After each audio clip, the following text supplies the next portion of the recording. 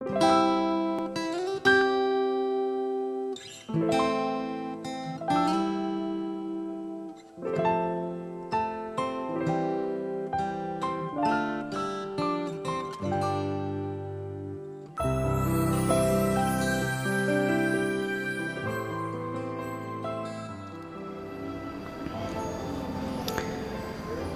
Bapak, saudara-saudari, anak-anak, selamat pagi. Kita kembali bersyukur untuk hari yang baru ini dan bersyukur juga bahwa setiap hari kita boleh mendengarkan sabda Tuhan. Dan mari kita bersama seluruh gereja yang hari ini memperingati Santo Yohanes Chrysostomus, kita bersama-sama mohon penerangan Roh Kudus untuk hati dan budi kita agar kita dapat mendengar sabda Tuhan hari ini, meresapkannya dan dapat juga mengaplikasikannya dalam kehidupan kita sehari-hari. Kita akan mendengar nanti yaitu Injil Lukas bab 7 ayat 1 sampai 10.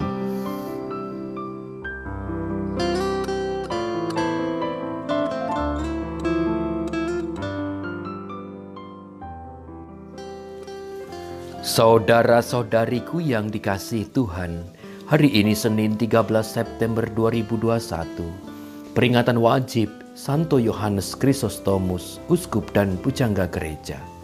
Kita akan mendengarkan Injil suci menurut Lukas bab 7 ayat 1 sampai dengan 10. Pada suatu ketika, setelah mengakhiri pengajarannya kepada orang banyak, masuklah Yesus ke Kapernaum. Di situ ada seorang perwira yang mempunyai seorang hamba yang amat ia hargai. Hamba itu sedang sakit keras dan hampir mati. Ketika mendengar tentang Yesus, ia menyuruh beberapa orang tua-tua Yahudi kepadanya untuk meminta agar ia datang dan menyembuhkan hambanya. Mereka datang kepada Yesus dan dengan sangat mohon pertolongannya, katanya, "Sudah selayaknya engkau menolong dia, sebab ia mengasihi bangsa kita, dan dialah yang menanggung pembangunan rumah ibadat kami." Maka pergilah Yesus bersama mereka.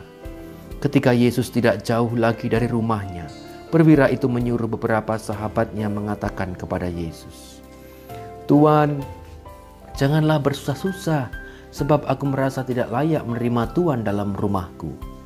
Sebab itu, aku juga merasa tidak pantas datang sendiri mendapatkan Tuan.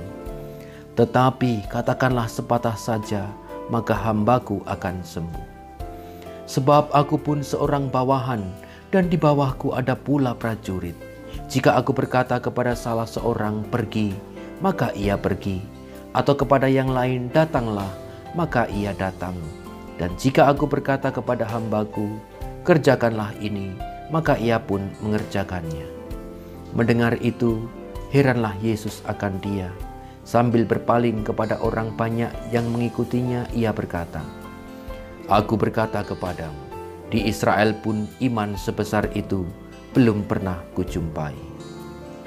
Setelah orang-orang suruhan itu kembali ke rumah, mereka mendapati hamba yang sakit itu sudah sehat kembali. Demikianlah sabda Tuhan. Terpujilah Kristus.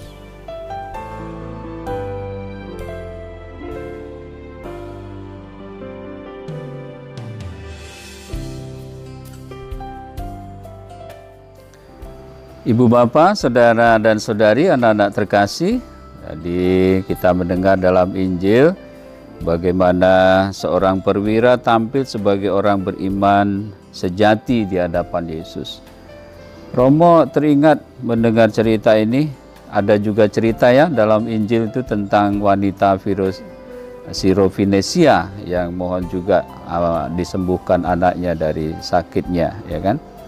Dan itu juga dia mengalami rintangan yang luar biasa. Tapi sungguh walaupun dia merasa dia orang asing, bukan orang Israel, tapi sungguh percaya pada Yesus dan sangat rendah hati ya. Walaupun dia dianggap ya seekor binatang, dikatakan anjing ya, tapi dia tetap percaya pada Yesus dan menyerahkan.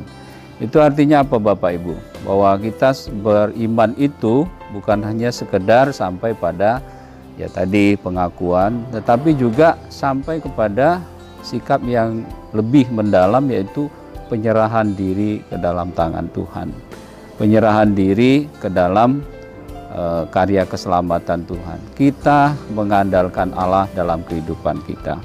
Begitu juga seorang perwira tadi itu, wah, dia kan bukan orang Israel, bukan orang Yahudi, tetapi betapa dia juga dengan rendah hati mohon kepada Yesus, bukan untuk kesembuhannya sendiri juga, tapi untuk kesembuhan hambanya, kesembuhan bawahannya. Dan Yesus sangat heran dengan iman yang sangat besar itu, sampai dia mengatakan, di Israel belum ada iman sebesar ini gitu. Nah, Bapak Ibu, saudara-saudari, anak-anak yang dikasihi Tuhan, hari ini kita belajar dari perwira itu, ya, bahwa iman sekali lagi ditawarkan kepada semua orang, dan iman juga sekali lagi bukan hanya sekedar sebatas pengetahuan, tetapi juga kemampuan kita juga dalam rahmat Tuhan untuk menyerahkan diri ke dalam tangan Tuhan. Semoga Bapak Ibu saudara-saudari, hari ini kita juga dikaruniai iman yang benar akan Yesus dan dapat menghidupi iman kita secara berani, tulus dan gembira, meskipun ada berbagai macam tantangan dan rintangan dalam kehidupan kita.